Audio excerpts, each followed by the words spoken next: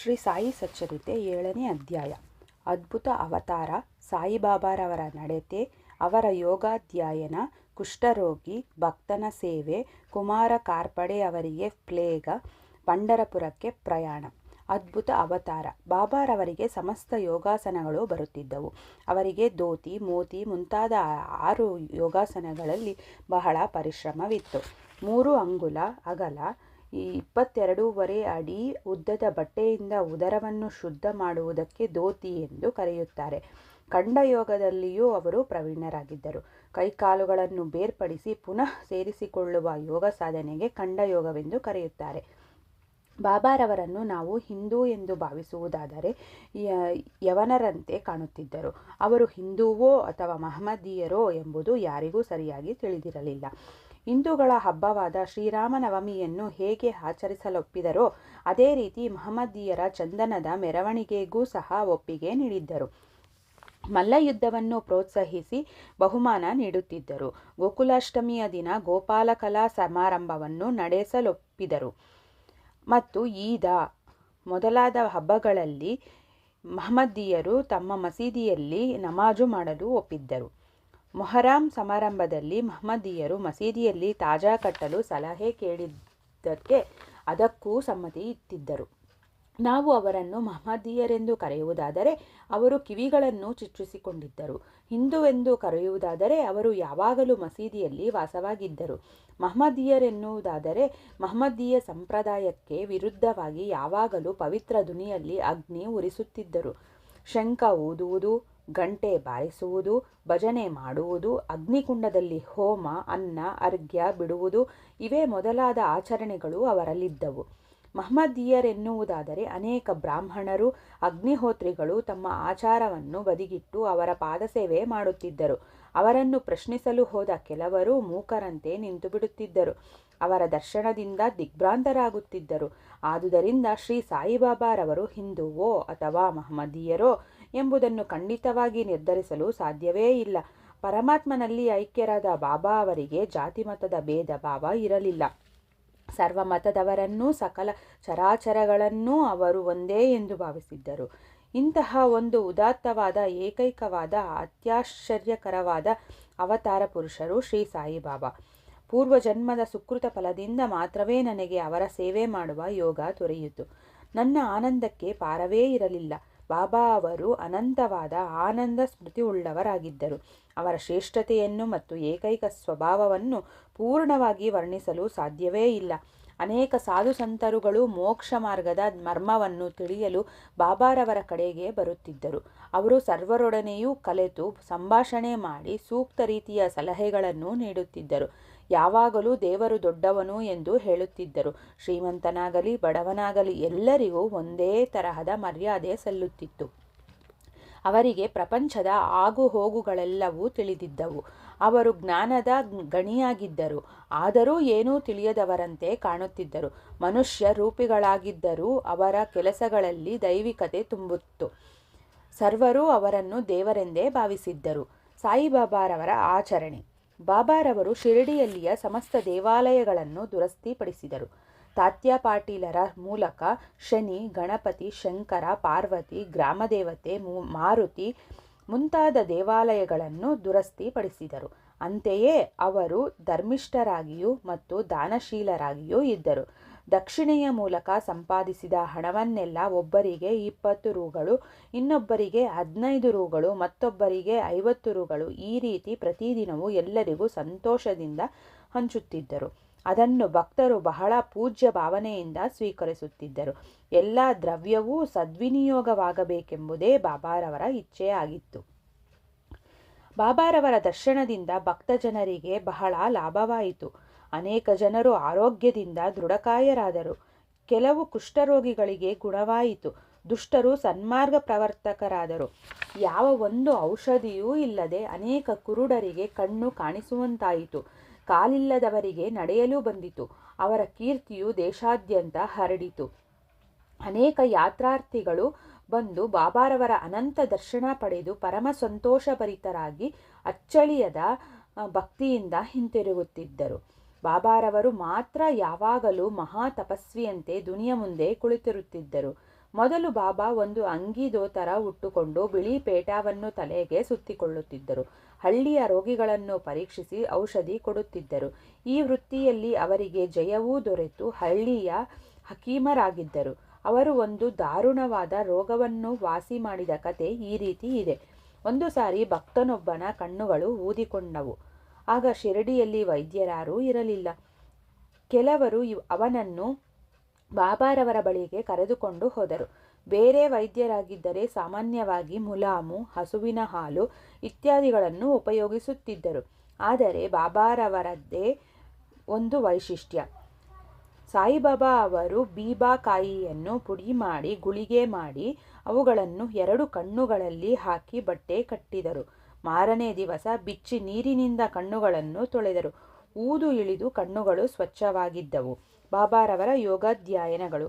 ಬಾಬಾರವರಿಗೆ ಎಲ್ಲ ತರಹದ ಯೋಗಾಸನಗಳು ಬರುತ್ತಿದ್ದವು.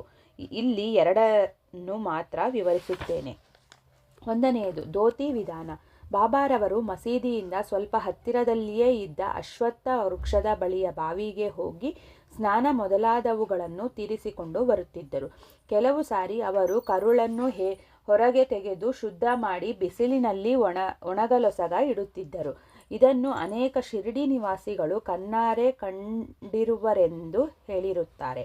ಸಾಮಾನ್ಯವಾಗಿ ಧೋತಿ ಯೋಗವೆಂದರೆ 3 ಅಂಗುಲ ಅಗಲ 22.5 ಅಂಗುಲ ಉದ್ದವಾದ ಬಟ್ಟೆಯನ್ನು ಒದ್ದೆ ಮಾಡಿ ಗಂಟಲಿನ ಮೂಲಕ ಉದರಕ್ಕೆ ತುರುಕಿ ಸುಮಾರು ಅರ್ಧ ಗಂಟೆಯವರೆಗೆ ಅದನ್ನು ಅಲ್ಲಿರಿಸಿದ ನಂತರ ಹೊರಕ್ಕೆ ತೆಗೆದು ಒಣ ಹಾಕುವುದು. ಆದರೆ ಬಾಬಾರವರ ಧೋತಿ ಯೋಗವೇ ವಿಚಿತ್ರವಾಗಿದ್ದಿತು. 2ನೇಯದು ಖಂಡ ವಿಧಾನ. ಈ ಯೋಗ ಸಾಧನೆಯಲ್ಲಿ ಬಾಬಾರವರು ಕೈಕಾಲುಗಳನ್ನು ದೇಹದಿಂದ ಬೇರ್ಪಡಿಸಿ ಬೇರೆ ಬೇರೆ ಕಡೆಗೆ ಇಡುತ್ತಿದ್ದರು. ಒಂದು ಸಾರಿ ಅವರು ಈ ಯೋಗ ಸಾಧನೆಯಲ್ಲಿ ನಿರತರಾಗಿದ್ದಾಗ ಒಬ್ಬನು ಇದನ್ನು ನೋಡಿ ಆಶ್ಚರ್ಯಗೊಂಡನು. ಬಾಬಾರವರನ್ನು ಯಾರೋ ಕೊಲೆ ಮಾಡಿದ್ದಾರೆ ಎಂದು ಭಾವಿಸಿ ಹಳ್ಳಿಯವರಿಗೆ ಈ ಸಂಗತಿ ತಿಳಿಸಬೇಕೆಂದು ನಿಶ್ಚಯಿಸಿಕೊಂಡನು. ನಂತರ ಈ ವಿಷಯವನ್ನು ತಿಳಿಸಿದರೆ ತನ್ನ ಮೇಲೆಯೇ ಅಪವಾದ ಬರಬಹುದು ಎಂದು ಭಾವಿಸಿ ಭೀತಿಯಿಂದ ಸುಮ್ಮನಾದನು. ಮಾರನೆಯ ದಿನ ಮಸೀದಿಗೆ ಹೋದಾಗ ಬಾಬಾ ಎಂದಿನಂತೆ ಇರುವುದನ್ನು ಕಂಡು ದಿಗ್ಭ್ರಾಂತನಾದನು. ಬಾಬಾರವರು ಚಿಕ್ಕಂದಿನಿಂದಲೇ ಈ ತರಹದ ಯೋಗಾಭ್ಯಾಸವನ್ನು ಮಾಡುತ್ತಿದ್ದರು. ಅವರು ಇಷ್ಟೊಂದು ಪ್ರಾವೀಣ್ಯತೆಯನ್ನು ಹೇಗೆ ಸಂಪಾದಿಸಿದರೆಂಬುದು ಯಾರಿಗೂ ತಿಳಿಯದ ವಿಷಯ. ಅವರು ರೋಗಗಳನ್ನು ಗುಣಪಡಿಸುವುದಕ್ಕೆ ಯಾವುದೊಂದು ಪ್ರತಿಫಲವನ್ನು ಪಡೆಯುತ್ತಿರಲಿಲ್ಲ. ಹೀಗಾಗಿ ಅವರು ಬಹಳ ಜನಪ್ರಿಯರಾದರು. ಯಾವಾಗಲೂ ಜನಸೇವೆಯಲ್ಲಿ ನಿರತರಾಗಿದ್ದರು. ಈ ಕೆಳಗಿನ ಕಥೆಯಿಂದ ಬಾಬಾರವರ ಸರ್ವಜ್ಞತ್ವ ಮತ್ತು ದಯೆ ವೇದ್ಯವಾಗುತ್ತದೆ. ಸರ್ವಜ್ಞ ಮತ್ತು ದಯೆ. ಅಂದು ದೀಪಾವಳಿ ಹಬ್ಬ. ಬಾಬಾರವರು ಎಂದಿನಂತೆ ದುನಿಯ ಮುಂದೆ ಕುಳಿತು ಕಾಯಿಸಿಕೊಳ್ಳುತ್ತಿದ್ದರು. ದುನಿಯಲ್ಲಿ ಅಗ್ನಿದೇವನು ಕಾಂತಿಯುತವಾಗಿ ಬೆಳಗುತ್ತಿದ್ದನು. ಕಾಷ್ಟವನ್ನು ದುನಿಯಲ್ಲಿ ಹಾಕುತ್ತಾ ತಮ್ಮ ಕೈಗಳನ್ನು ಸಹ ಅಗ್ನಿಯಲ್ಲಿಟ್ಟರು. ಆಗ ಬಾಬಾರವರ ತೋಳೆಲ್ಲವೂ ಸುಟ್ಟು ಗಾಯವಾಯಿತು. ಇದನ್ನು ಸೇವಕನಾದ ಮಾಧವ ಮತ್ತು ಮಾಧವರಾವ ದೇಶಪಾಂಡೆ ಕಣ್ಣಾರೆ ಕಂಡು ಅವರ ಹತ್ತಿರ ಹೋಗಿ, ಬಾಬಾ ಇದೇನು ಮಾಡಿದಿರಿ ಎಂದು ಪ್ರಶ್ನಿಸಿದರು. ಆಗ ಬಾಬಾರವರು, ಅಕ್ಕಸಾಲಿಗನೋರ್ವನ ಪತ್ನಿ ತಿದಿಯೊತ್ತುತ್ತಾ ಕೆಲಸ ಮಾಡುತ್ತಿದ್ದಳು. ಅವಳ ಪತಿಯು ಕರೆದಿದ್ದುದರಿಂದ ಮಗುವನ್ನು ಅಲ್ಲಿಯೇ ಬಿಟ್ಟು ಓಡಿ ಹೋದಳು. ಮಗು ಆಟವಾಡುತ್ತಾ ಅಗ್ನಿಯೊಳಗೆ ಕೈ ಇಟ್ಟಿತು. ಆ ಮಗುವನ್ನು ರಕ್ಷಿಸಲು ಕೂಡಲೇ ಈ ರೀತಿ ಮಾಡಿದೆನು. ನನ್ನ ಕರಗಳು ಬೆಂದರೂ ಪರವಾಗಿಲ್ಲ, ಆ ಮಗು ಬದುಕಿಕೊಂಡಿತಲ್ಲ, ಅದೇ ನನಗೆ ಸಂತೋಷ ಎಂದರು. ಕುಷ್ಠಭಕ್ತನ ಸೇವೆ. ಬಾಬಾರವರು ಕೈ ಸುಟ್ಟುಕೊಂಡ ಘಟನೆ ನಡೆದ ಕೂಡಲೇ ಮಾಧವರಾವ ದೇಶಪಾಂಡೆ ಮತ್ತು ನಾನಾ ಸಾಹೇಬ ಚಂದೋರಕರರವರು ಮುಂಬಯಿಯ ಪ್ರಸಿದ್ಧ ವೈದ್ಯರಾದ ಶ್ರೀ ಪರಮಾನಂದರವರಿಂದ ಅವರನ್ನು ಚಿಕಿತ್ಸೆ ಮಾಡಿಸಿಕೊಳ್ಳುವಂತೆ ಬೇಡಿದರು. ಆದರೆ ಅವರು ಅದಕ್ಕೆ ಸಮ್ಮತಿಸಲಿಲ್ಲ. ಕೈಸುಟ್ಟುಕೊಂಡಾಗಿನಿಂದ ಕುಷ್ಠರೋಗಿಯಾದ ಬಾಗೋಜಿ ಸಿಂಧೆಯವರೇ ಅವರ ಉಪಚಾರ ಮಾಡುತ್ತಿದ್ದರು. ಅವರು ಪ್ರತಿದಿನವೂ ದಹಿಸಲ್ಪಟ್ಟ ಜಾಗಕ್ಕೆ ತುಪ್ಪವನ್ನು ಸವರಿ ನೀವಿ ಅದರ ಮೇಲೆ ಹಸಿರು ಎಲೆಯಿಟ್ಟು ಬಟ್ಟೆ ಕಟ್ಟುತ್ತಿದ್ದರು. ನಾನಾ ಸಾಹೇಬ ಚಂದೋರಕರ ಅವರು ಮತ್ತು ಡಾಕ್ಟರ್ ಪರಮಾನಂದ ಅವರು ಎಷ್ಟು ಸಾರಿ ವಿನಂತಿಸಿದರೂ ಬಾಬಾ ಚಿಕಿತ್ಸೆಗೆ ಸಮ್ಮತಿಸಲೇ ಇಲ್ಲ. ಪ್ರತಿದಿನವೂ ಬಾಗೋಜಿಯವರೇ ಸೇವೆ ಮಾಡುತ್ತಿದ್ದರು. ಸ್ವಲ್ಪ ದಿನಗಳ ನಂತರ ಬಾಬಾರವರ ಸಮಾಧಿಯ ತನಕ ಬಾಗೋಜಿಯವರೇ ತೋಳುಗಳಿಗೆ ತುಪ್ಪ ಸವರಿ ನೀವುತ್ತಿದ್ದರು. ಬಾಬಾ ಅವರು ಸ್ವಯಂ ಸಿದ್ಧರಾಗಿದ್ದರು. ಬಾಗೋಜಿಯವರ ಮೇಲಿನ ಮಮತೆಯಿಂದ ಅವರ ಸೇವೆಯನ್ನು ಸ್ವೀಕರಿಸುತ್ತಿದ್ದರು. ಬಾಗೋಜಿಯವರು ಪೂರ್ವಜನ್ಮದಲ್ಲಿ ಪಾಪಿಷ್ಠರಾಗಿದ್ದರು. ಆದ್ದರಿಂದ ಅವರು ಕುಷ್ಠರೋಗಿಯಾಗಿದ್ದುದು. ಸಿಂಧೆ ಬಾಹ್ಯದಲ್ಲಿ ಜಿಗುಪ್ಸೆಯಿಂದಲೂ ಅಂತರಂಗದಲ್ಲಿ ಸಂತೋಷ ಭರಿತರಾಗಿದ್ದರು. ಬಾಬಾ ಅವರ ನಿತ್ಯ ಸೇವೆಯ ಅವಕಾಶ ದೊರಕಿದುದು ಅವರ ಅದೃಷ್ಟವೇ ಸರಿ. ಕುಮಾರ ಕಾರ್ಪಡೆ ಅವರಿಗೆ ಪ್ಲೇಗ್. ಇದೊಂದು ಬಾಬಾರವರ ಅತ್ಯಾಶ್ಚರ್ಯಕರವಾದ ಲೀಲೆ. ದಾದಾ ಸಾಹೇಬ ಅವರ ಧರ್ಮಪತ್ನಿ ಶ್ರೀಮತಿ ಕಾರ್ಪಡೆಯವರು ಕೆಲವು ದಿನಗಳ ಕಾಲ ತಮ್ಮ ಮಗನೊಂದಿಗೆ ಶಿರಡಿಯಲ್ಲಿ ತಂಗಿದ್ದರು. ಅವನಿಗೆ ಮೊದಮೊದಲು ಜ್ವರ ಬಂದು ಬ್ಯುಬೋನಿಕ್ ಪ್ಲೇಗ್ ಅಂಟಿಕೊಂಡಿತು. ತಾಯಿಯಾದ ಶ್ರೀಮತಿ ಕಾರ್ಪಡೆಯವರು ಬಹಳ ಹೆದರಿಕೊಂಡು ಕಂಗೆಟ್ಟರು.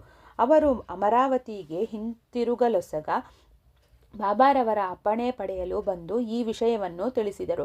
ಆಗ ಬಾಬಾರವರು ದಯಾಪೂರಿತ ದೃಷ್ಟಿಯಿಂದ ಮೃದುವಾಗಿ, ಗಗನವನ್ನು ಕಾರ್ಮೋಡವು ಆವರಿಸಿಕೊಂಡಿದೆ, ಆದರೆ ಅದು ಹಾಗೆಯೇ ಇರಲಾರದು, ಕ್ರಮೇಣ ಕರಗಿ ಗಗನವು ಸ್ವಚ್ಛವಾಗುತ್ತದೆ ಎಂದು ಹೇಳುತ್ತಾ ತಮ್ಮ ಕಫನಿ ನಿಲುವಂಗಿಯನ್ನು ಮೇಲಕ್ಕೆತ್ತಿ ತಮಗೆ ಆಗಿದ್ದ 3 ಗಂಟುಗಳನ್ನು ತೋರಿಸಿ, ನೋಡು, ನಾನು ಭಕ್ತರಿಗೊಸುಗ ಕಷ್ಟವನ್ನನುಭವಿಸಬೇಕಾಗಿದೆ. ಅವರ ಕಷ್ಟಗಳೆಲ್ಲವೂ ನನ್ನವು ಎಂದರು. ಈ ಒಂದು ಏಕೈಕವಾದ ಮತ್ತು ಅತ್ಯಾಶ್ಚರ್ಯಕರವಾದ ಲೀಲೆಯನ್ನು ನೋಡಿ ಅಲ್ಲಿ ನೆರೆದಿದ್ದ ಜನೋಸ್ತಮವು ಸಂತರು ಹೇಗೆ ತಮ್ಮ ಭಕ್ತರಿಗೊಸುಗ ಕಷ್ಟವನ್ನನುಭವಿಸುತ್ತಾರೆ ಎಂಬುದನ್ನು ಮನಗಂಡಿತು. ಸಂತರ ಮನಸ್ಸು ಮೇಣದ ಹಾಗೆ ಮೃದುವಾಗಿರುತ್ತದೆ. ಮೇಲಾಗಿ ಸದು ಬೆಣ್ಣೆಯ ಹಾಗೆ ಒಳಗೂ ಹೊರಗೂ ಮೃದುವಾಗಿರುತ್ತದೆ.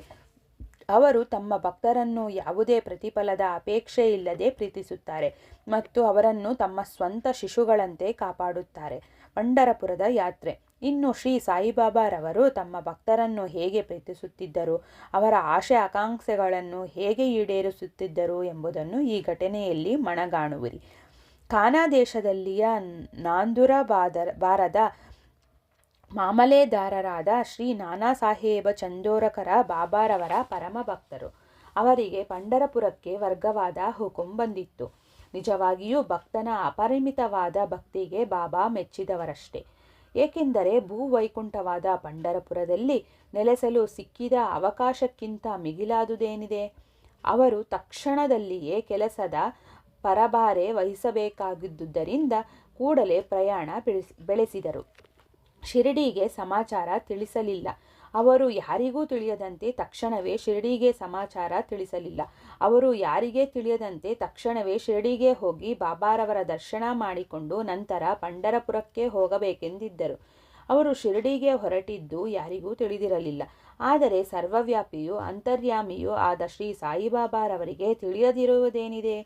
ನಾನಾ ಸಾಹೇಬರು ಶಿರಡಿಗೆ ಸ್ವಲ್ಪ ದೂರದಲ್ಲಿಯೇ ಇದ್ದ ನೀಮಂಗಾವ ಸಮೀಪಿಸುತ್ತಿದ್ದ ಕ್ಷಣದಲ್ಲಿಯೇ ಬಾಬಾರವರು ತಮ್ಮ ಜ್ಞಾನದೃಷ್ಟಿಯಿಂದ ಅದನ್ನು ಅರಿತು ಮಸೀದಿಯಲ್ಲಿ ಮಹಳಸಾಪತಿ ಮತ್ತು ಇತರರೊಡನೆ ಸಂಭಾಷಿಸುತ್ತಿರುವಾಗ ತಕ್ಷಣವೇ ಪಂಢರಪುರದ ಬಾಗಿಲು ತೆರೆದಿದೆ, ಈಗ ನಾವೆಲ್ಲರೂ ಭಜನೆ ಮಾಡೋಣ ಎಂದರು. ಅನಂತರ ನಾನು ನನ್ನ ದೇವರ ವಾಸಸ್ಥಾನವಾದ ಪಂಢರಪುರಕ್ಕೆ ಹೋಗಿ ನೆಲೆಸುವೆ ಎಂದು ಭಜನೆಯನ್ನಾರಂಭಿಸಿದರು. ಭಕ್ತರೆಲ್ಲರೂ ಜೊತೆಗೂಡಿ ಭಜನೆ ಮಾಡಲು ಆರಂಭ ಮಾಡಿದರು. ನಾನಾ ಸಾಹೇಬರು ಕುಟುಂಬ ಸಮೇತ ಬಂದು ಬಾಬಾರವರಿಗೆ ನಮಸ್ಕರಿಸಿ ಪಂಢರಪುರಕ್ಕೆ ತಾವು ನನ್ನೊಡನೆ ಬರಬೇಕು ಎಂದು ಪ್ರಾರ್ಥಿಸಿದರು. ಆ ಆಮಂತ್ರಣ ಅನವಶ್ಯಕವಾಗಿತ್ತು. ಏಕೆಂದರೆ ಬಾಬಾರವರು ಈ ಹಿಂದೆಯೇ ಪಂಢರಪುರಕ್ಕೆ ಹೋಗುವ ಇಚ್ಛೆಯಿಂದ ಭಜನೆಯನ್ನಾರಂಭಿಸಿದ್ದರಷ್ಟೇ. ಇದನ್ನು ಕೇಳಿದ ನಾನಾ ಸಾಹೇಬರ ಮನಸ್ಸು ಕರಗಿ ಅವರು ಬಾಬಾರವರ ಪಾದಾರವಿಂದಗಳಿಗೆರಗಿದರು. ಅನಂತರ ಅವರ ಆಶೀರ್ವಾದ ಊದಿ ತೆಗೆದುಕೊಂಡು ಪಂಢರಪುರಕ್ಕೆ ಪ್ರಯಾಣ ಬೆಳೆಸಿದರು. ಶ್ರೀ ಸಾಯಿ ಪ್ರಣಾಮ.